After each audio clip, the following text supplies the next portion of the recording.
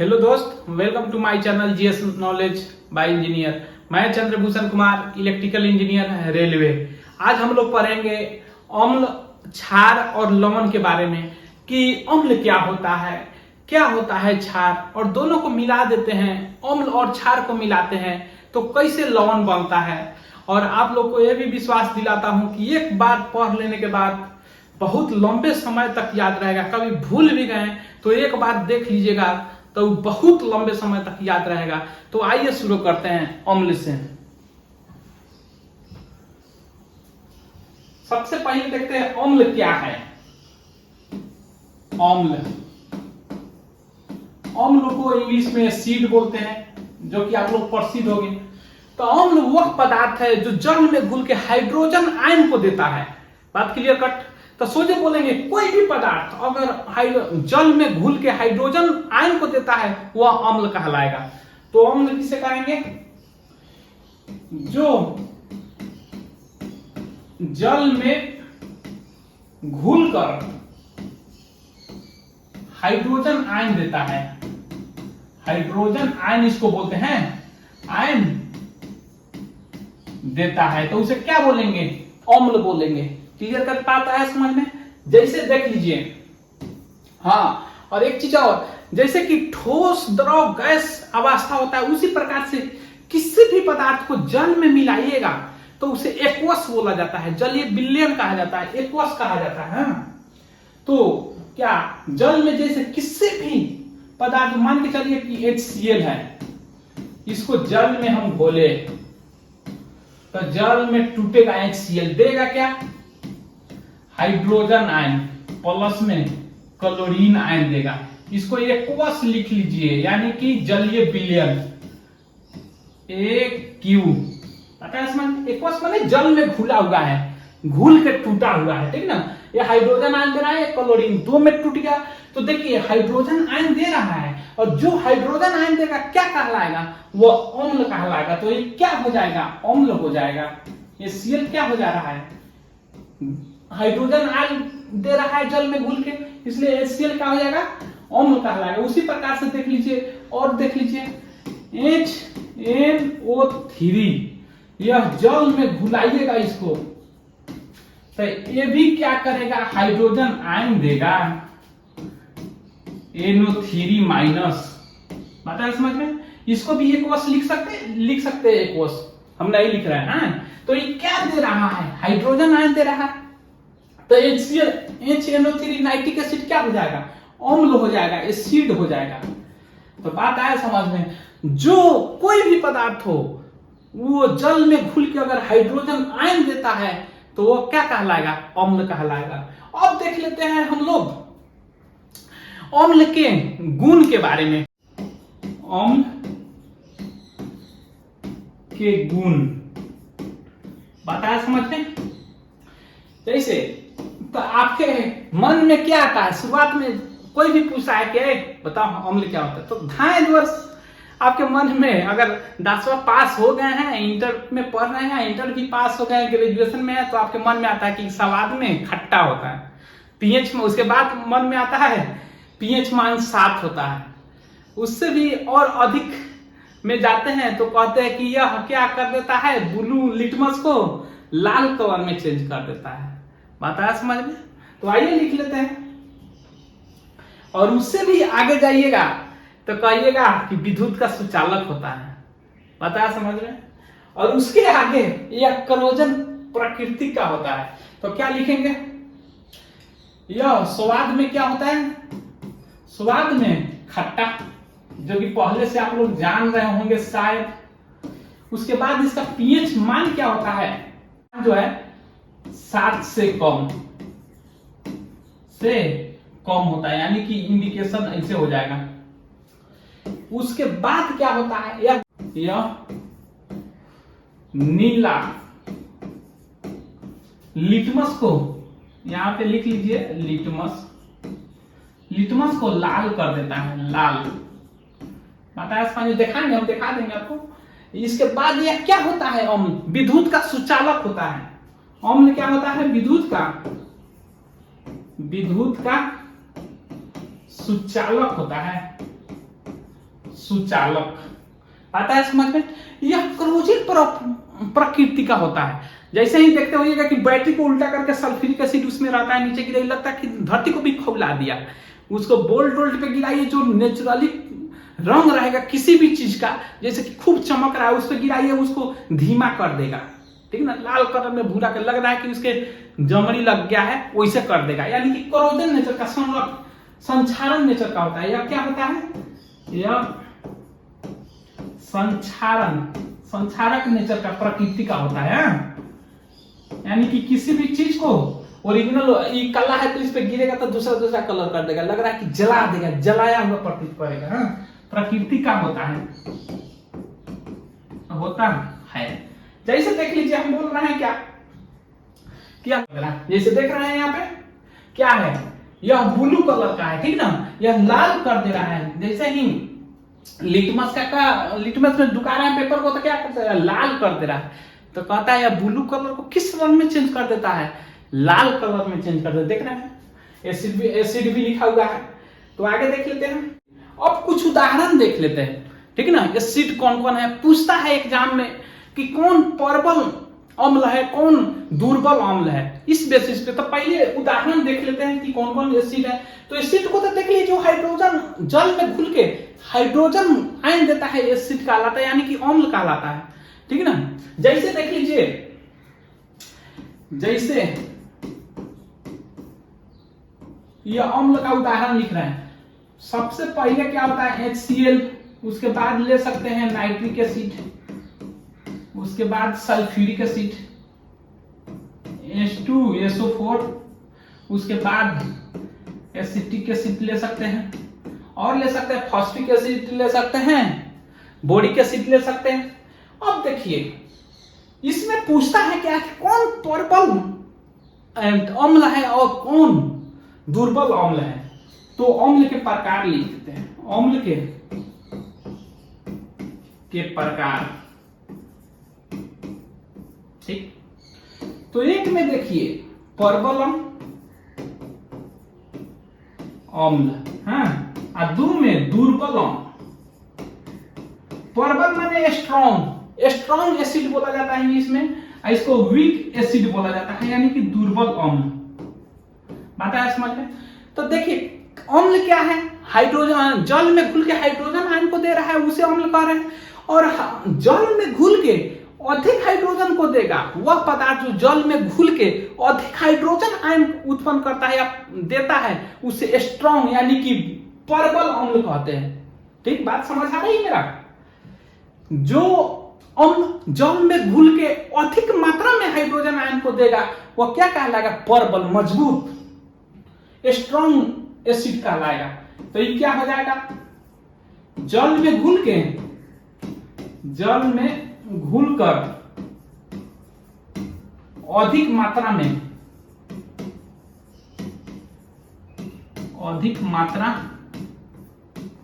में क्या करता है? स्ट्रॉन्ग, यानी कि प्रबल आयन क्या करता है? अधिक मात्रा में हाइड्रोजन आयन देता है। बात आया समझ में? तो उसे क्या बोलते हैं? प्रबल आयन, प्रबल अम्ल कहते हैं। तो उदाहरण देख लीजिए कौन कौन है। उदाहरण समझ रहे हैं ना? हम पूरा लिख नहीं रहे हैं, तो लिखना हो अगर इसको तो सोचे बोल देगा आदमी। वह अम्ल जो जल में घुल के अधिक मात्रा में हाइड्रोजन आयन देता है उसे प्रबल आयन कहते हैं, नहीं प्रबल अम्ल कहते हैं। ठीक, तो प्रबल अम्ल के उदाहरण देख लेते हैं कौन कौन है। सबसे पहले HCl हो जाएगा, उसके बाद नाइट्रिक अम्ल हो जाएगा, ये सब प्रबल होता है। उसके बाद सल्फ्यूरिक अम्ल हो जाएगा। यह इसको जल में घुलाइएगा, मान के चलिए 50 अणु को घुला तो 50 हाइड्रोजन आयन देगा। उसी प्रकार से ये भी है, ठीक ना? यह हाइड्रोजन जल में घुल के हाइड्रोजन आयन ज्यादा देता है, इसलिए स्ट्रॉन्ग माना जाता है। स्ट्रॉन्ग अम्ल या प्रबल अम्ल कहते हैं। इसको सल्फ्यूरिक अम्ल जो है अम्ल का राजा कहा जाता है, अम्ल का राजा कहा जाता है। ठीक है ना? एक्वारेजिया और एक अम्ल राज होता है, वो भी बता दे रहे हैं, नहीं तो आप लोग मिस्टेक करिएगा। है एक क्या होता है? अम्ल राज, एक होता है अम्ल राज। अम्ल राज, बात आ रहा समझ में। उसमें HCl प्लस नाइट्रिक एसिड होता है, ठीक ना। इसका 3 भाग होता है, अनुपात इसका 1 अनुपात होता है। बात आ रहा है समझ में। HCl 3 भाग में होता है और नाइट्रिक अम्ल 1 भाग में होता है। 4 भाग में 3 भाग ही होता है, 1 भाग ही होता है, यानी कि 3:1 में होता है HCl और नाइट्रिक अम्ल को। इन दोनों को क्या बोला जाता है? अम्ल राज कहा जाता है, जिसे जो सोना को भी पिघला सकता है, अब पिघलाता है। तो अम्ल राज दूसरा है और अम्ल का राजा दूसरा है। सल्फ्यूरिक एसिड को क्या बोल रहे हैं? अम्ल का राजा। और नाइट्रिक एसिड प्लस HCl को क्या बोल रहे हैं? अम्ल राज। एक्वा रेजिया इंग्लिश में इसको बोला जाता है। तो अब अगला देख लेते हैं हम लोग। अब देखिए अपना पॉइंट पे आइए।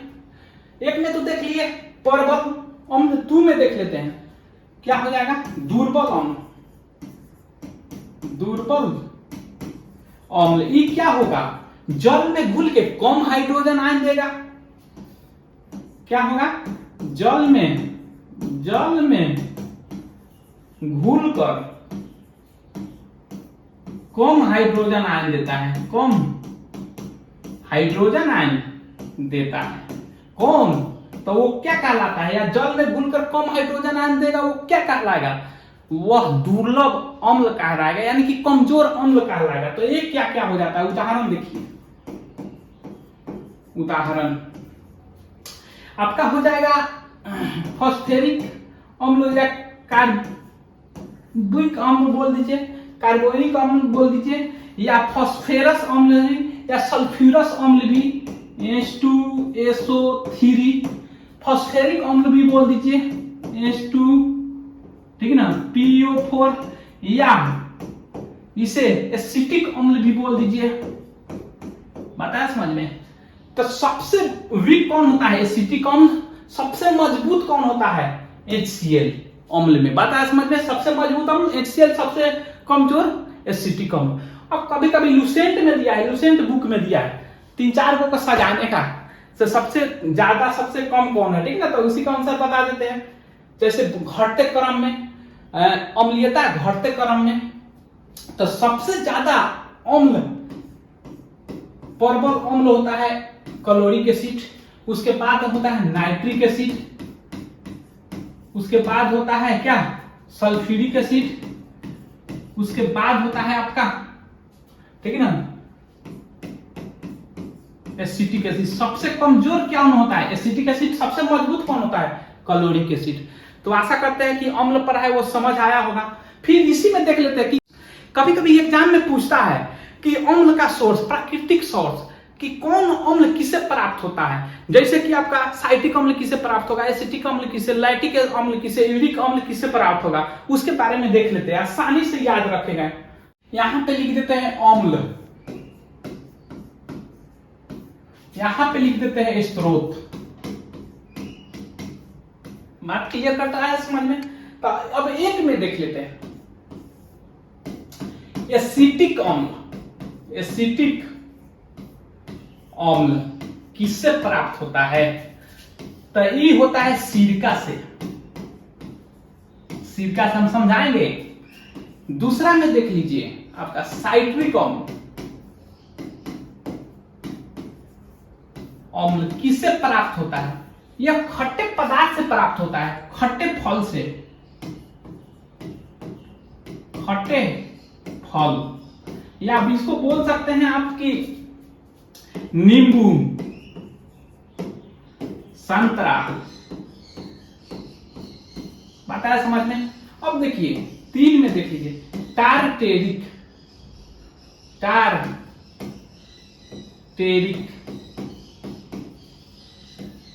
अम्ल किसे प्राप्त होता है?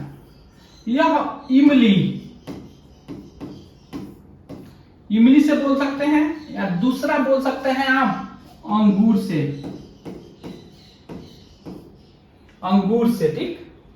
चौथा देख लीजिए। अब समझा देते हैं इसको पहले। एसिटिक अम्ल, देखिए एसिटिक अम्ल और साइटिक अम्ल में कंफ्यूजन होता है, ठीक है ना। तो एसिटिक अम्ल में देखिए सी लिखा हुआ है, सौ दीर्घ का, या सी, ठीक ना, टिक। तो सी लिखा हुआ है, सी से सिरका भी होता है, तो दोनों समान हो जाए। जैसे ये दोनों में कंफ्यूजन, साइट्रिक सॉ लिखा है, सी नहीं लिखा है, इसलिए इसमें खट्टे फल होता है। साइट्रिक किसे प्राप्त किया जाता है? खट्टे फल। खट्टे फल में कौन होता है? नींबू या संतरा। नींबू क्या होता है? छोटा रूप होता है, वहीं पक जाता है तो संतरा जैसा दिखता है। इसलिए दोनों से क्या प्राप्त होता है? साइट्रिक अम्ल प्राप्त होता है। दोनों समान है, नींबू और संतरा में ज्यादा अंतर नहीं देखिएगा, सिर्फ कलर में अंतर, नहीं तो उसी कलर का हो तो लगेगा कि दोनों समान है, नींबू ही है। बात है यार, नींबू पक जाए पीला कलर का हो जाएगा, लगेगा संतरे हैं। इसलिए दोनों से क्या निकलता है? साइट्रिक अम्ल निकलता है। उसी प्रकार टाइटेरिक अम्ल, अगर टाइटेरिक अम्ल इमली खाते हुए तो खट्टा लगता है इमली, वैसे कभी कभी खट्टा अंगूर खा लीजिए, बाप रे बाप बहुत खट्टा है, इमली जैसा लगे खट्टा, यानी कि दोनों में समान अम्ल पाया जाता है, ठीक है ना। तो इमली या आपका अंगूर से कौन अम्ल? टाइटेरिक अम्ल। उसी प्रकार से देखिए फॉर्मिक अम्ल। फॉर्मिक अम्ल जो है आपको प्राप्त होता है बिच्छी से। बिच्छू काटने से डंक मारता है, वहीं तो बड़ा है तो ज्यादा, कभी कहता है कि बिच्छू काट लेता तो बुखार लगा देता, वहीं लाल का चिवटिया काट लेता वो भी बहुत विष आता है। हेती पर क्या है तो इतना विष आता है, तो बिच्छू तो इतना बड़ा रहता है, बड़ा रहता है चींटी के कंपेयर में, इसलिए उसका पीक ज्यादा लगता है। लेकिन दोनों में से क्या कौन अम्ल निकलता है? फॉर्मिक अम्ल ही निकलता है। दोनों में से कौन निकलता है? फॉर्मिक अम्ल ही। फॉर्मिक अम्ल ही। बात आ रहा है समझ में? अब देखिए ये फॉर्मिक हो गया। उसी प्रकार से दूध दही से देख लीजिए। दूध बोलता है खट्टा दूध या दही, लेकिन लिखता है दोनों से में लैक्टिक अम्ल प्राप्त होता है। क्या मिलता है? लैक्टिक अम्ल। उसी प्रकार से सेब से देख लीजिए। सेब से मजबूत होता है, फंडामेंटल होता है, मजबूत, माइलिक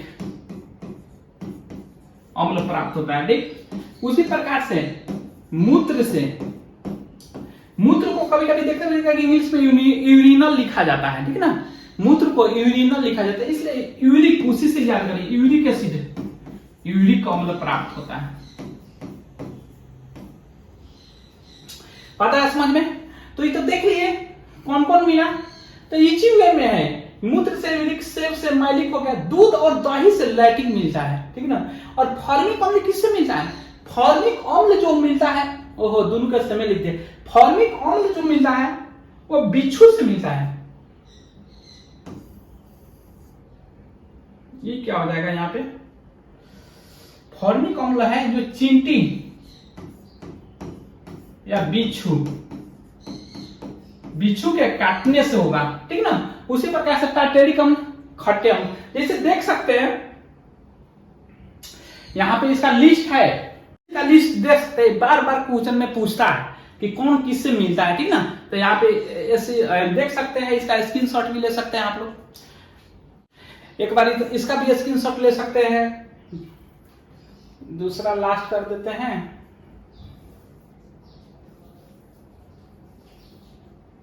ये तो देखिए, ये तो मिल गया आप लोग को, इसका भी ले सकते हैं। अब एसिड देख लिए, भाली भांति अच्छे खासा में देख लीजिए एसिड को, यानी कि अम्ल को। अब बेस को देख लेते हैं, क्षार को देख लेते हैं। क्षारक भी बोलता है, क्षार बोलिए या क्षारक बोलिए, इसको इंग्लिश में बेस बोला जाता है। लिख लीजिए, क्षारक भी, क्षार कहीं कहीं कहते हैं, कहीं क्षारक भी बोला जाता है, ठीक। तो क्या होता है वहां पे, अम्ल क्या दे रहा था? जल में घुल के हाइड्रोजन आयन दे रहा था, तो अम्ल का रहा था। तो वह पदार्थ जो जल में घुल के आपका हाइड्रोक्साइड आयन देता है, उसे क्षारक कहते हैं या क्षार कहते हैं। तो क्या यह जल में घुल कर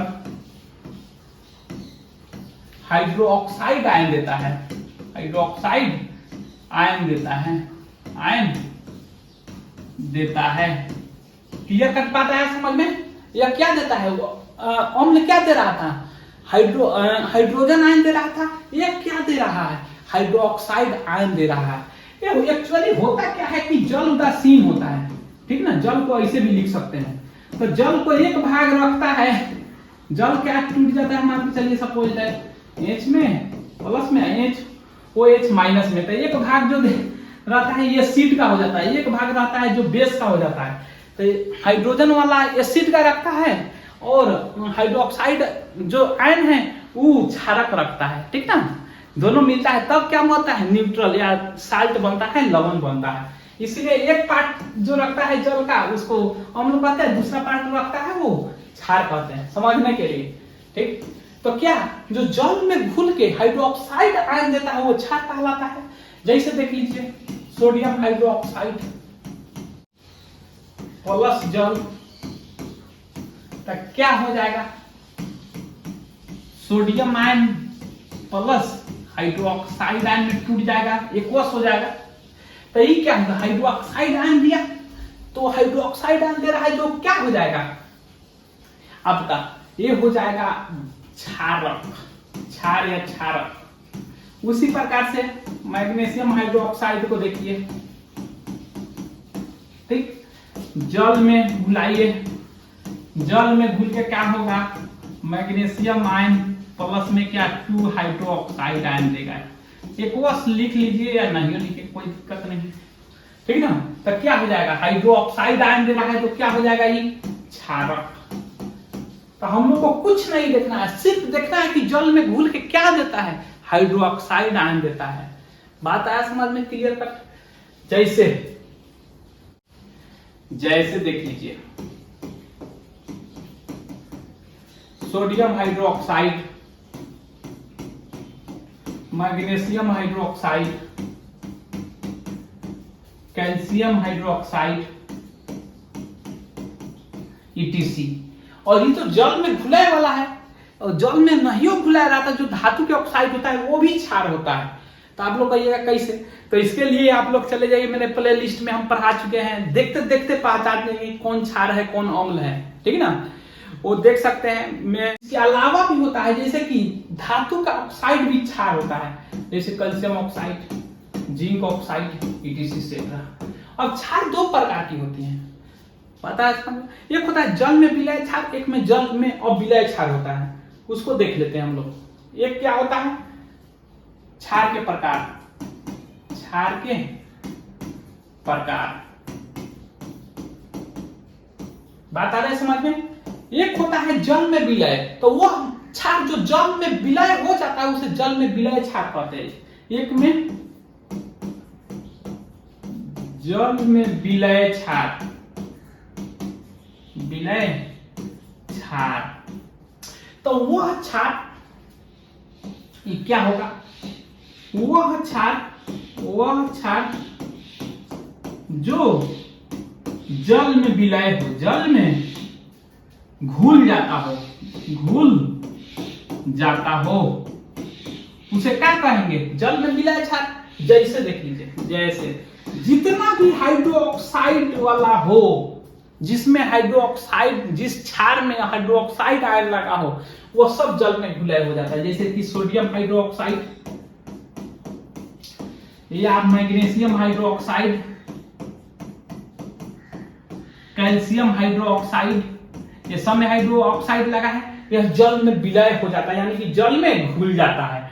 इसी प्रकार से आप देख सकते हैं एक अपवाद भी है, अपवाद है, अपवाद क्या, कॉपर हाइड्रोक्साइड को जल में घुलाइएगा तो ये जल में घुलता नहीं है, जल में अविलय होता है, जल में अविलय होता है, पता है। अब दूसरा में देख लेते हैं, जल में अविलय क्षार, जल में अविलय क्षार, अविलय क्षार, बात आ रहा है समझ में, जो हम पढ़ा रहे हैं। जो जल में नहीं घुलता हो उसे जल में अविलय क्षार कहते हैं। ये क्या हो जाएगा, जल में नहीं घुलेगा, नहीं घुलेगा, ठीक। जैसे जितना भी, इसे क्वेश्चन पूछा है मेरे दोस्त, जितना भी ऑक्साइड वाला हो, धातु के ऑक्साइड हो, वह जल में जनरली घुलता नहीं है, जो जल में नहीं घुलता हो, ठीक ना। तो उसको देखते हैं, जैसे देख लीजिए copper oxide, zinc oxide, haematite, magnetite, ETC, यह जल में घुलता नहीं है। बताया समझ में। अब देख लेते हैं इसका प्रॉपर्टी, गुण, इसका क्या देख लेते हैं, गुण देख लेते हैं। अब क्षार के गुण, तो वहां पे क्या देखे थे, जनरली स्वाद में खट्टा होता है, तो ये स्वाद में क्या हो जाएगा, उल्टा होता है। क्षार तो क्या होता है, अम्ल के उल्टा होता है। तो यह गुण देख लेते हैं, क्या क्षार के गुण, क्षार के गुण क्या हो जाएगा, ये स्वाद में क्या हो जाएगा, कड़वा। पता है समझ में, खट्टा ना होके, जैसे नमक कैसे सोडियम हाइड्रोक्साइड को खाइए वो कड़वा होगा, ठीक ना, कड़वा हो जाएगा।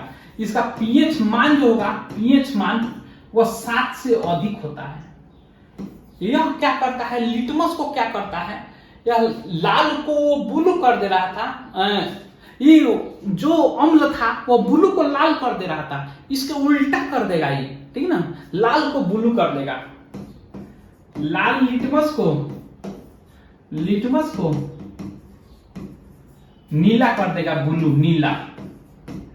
ये भी विद्युत का क्या होता है, सुचालक, विद्युत के सुचालक।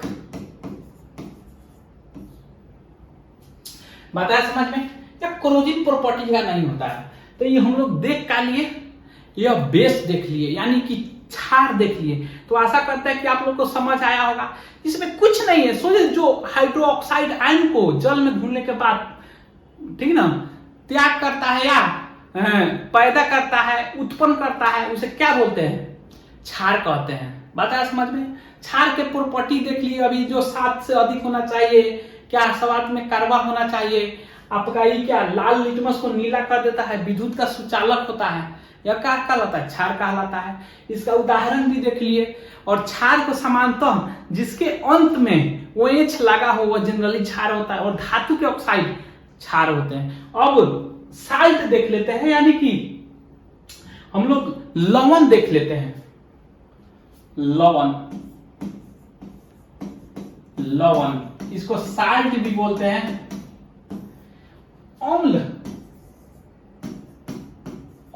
प्लस क्षार मिलके, क्षार या क्षारक मिलके लवण बनाता है, लवण प्लस जल बनता है। तो क्या बोल सकते हैं, बोल क्या सकते हैं, अम्ल और क्षार को मिलाने से लवण का निर्माण होता है।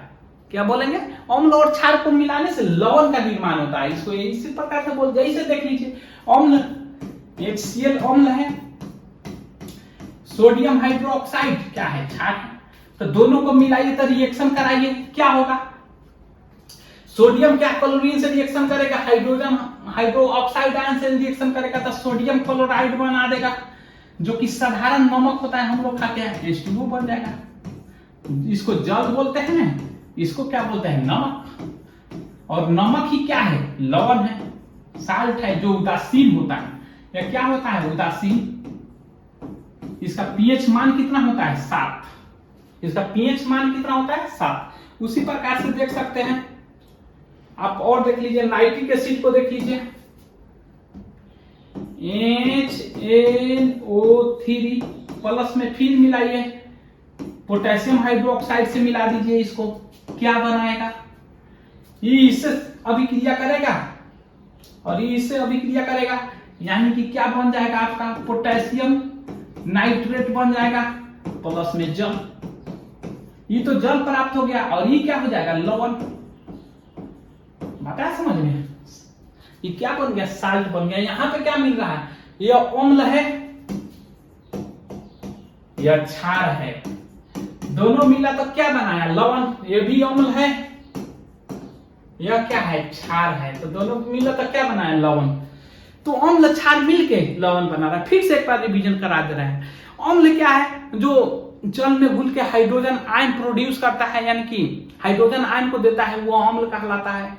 जनरली किसी भी धातु के यानी किसी भी पदार्थ के शुरुआत में अगर हाइड्रोजन लगा हो तो वो अम्ल कहलाएगा, और किसी भी पदार्थ के अंत में कुह लगा हो तो वो भी अम्ल कहलाएगा।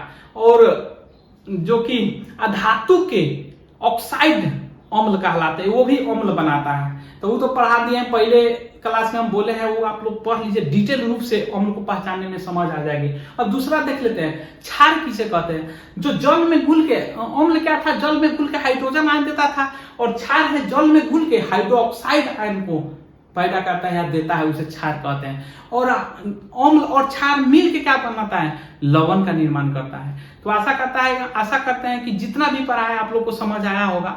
अगर आप लोग नए हैं तो प्लीज मेरे चैनल को सब्सक्राइब करें, लाइक करें, कमेंट करें। Thank you.